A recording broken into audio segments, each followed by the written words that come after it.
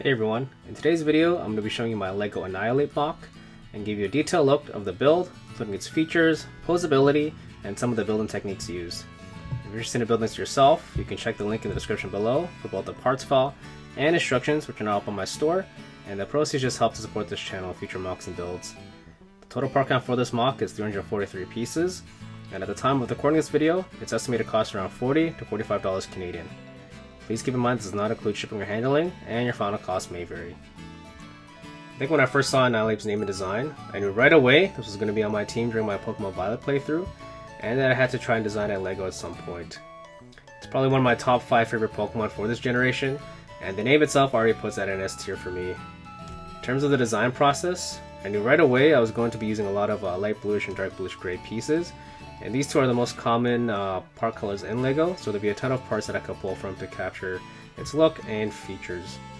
There were so many parts that I got to the point where I was going back and forth on which building techniques I should use, whereas in my other MOCs, I'm usually just trying to find any part in a particular color that I could use and scrape it together something that bears some resemblance to the official design. I'm usually making a lot of compromises in terms of stability, accuracy, and posability, but that wasn't the case for this MOC here. First, taking a look at the head, and I guess also its body. It takes up most of the build, especially when you consider the pieces used for the hair on top, as each long hair strand is its own subassembly, and are attached onto different hinge pieces just to have them angled differently from each other. The hair is pretty much symmetrical on both sides, but I added a few floating hair strands in different places so that it didn't look too plain overall, and it helps match it with the official design in game. For its face, you'll notice that it's covered by these long flowing eyebrows, and just like in the game, you can change the position of these to make it look in a more angry or agitated state. And I think the face was one of the trickier parts to design, as it uses some upside down construction, especially for these red and dark bluish gray cheese slope pieces, just to get that subtle shaping for the eye, which is covered off by this 1x2 round plate piece with hollow studs in dark pink to represent the nose and its nostrils. I think overall I'm quite satisfied with how the face turned out, especially in such a small, tight space.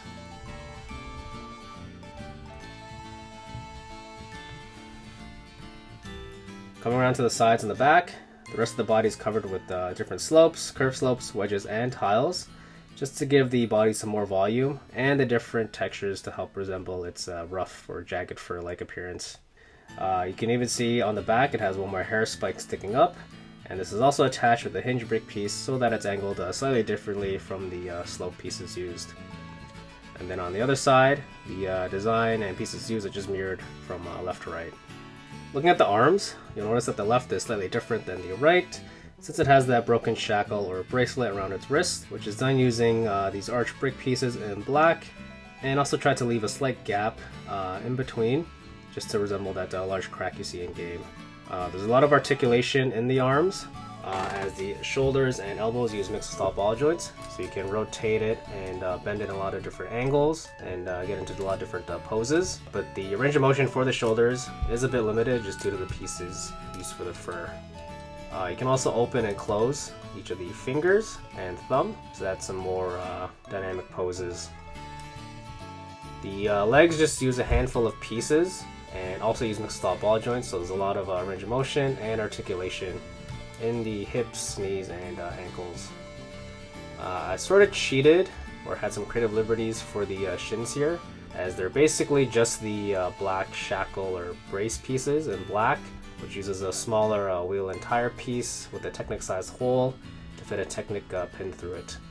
There isn't really much else in terms of the shin, and during the design I want to make sure that these were proportioned well with the rest of the body, since they're quite small, and adding any more additional parts would have just made the shins a bit too bulky or have the MOC stand a bit too tall. The feet are built with studs on the side construction and are quite wide, just to help it to get it balanced and pose fairly easily. And you can even have it, in a walking or running pose like so.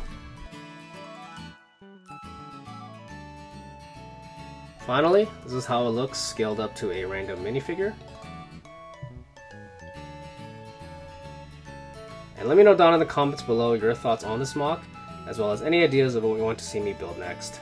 and I may just pick yours for a future video. I usually post all my mocks or designs on my Instagram first, but let me know if you would like to see any progress or update videos on this channel as well. I also have a bunch of other LEGO Pokemon mocks uploaded onto my channel already, so feel free to check them out, and a couple of them will be shown on screen shortly. I think my goal right now is to reach 100 Pokemon mocks, and so far I think I'm at 60 or 70 designed in Stud.io, roughly 50 of them built physically so far. So if you've been following me from the start or are new to this channel, hope you all will join me on this journey. Anyway, hope you guys enjoyed this video, and thanks for watching.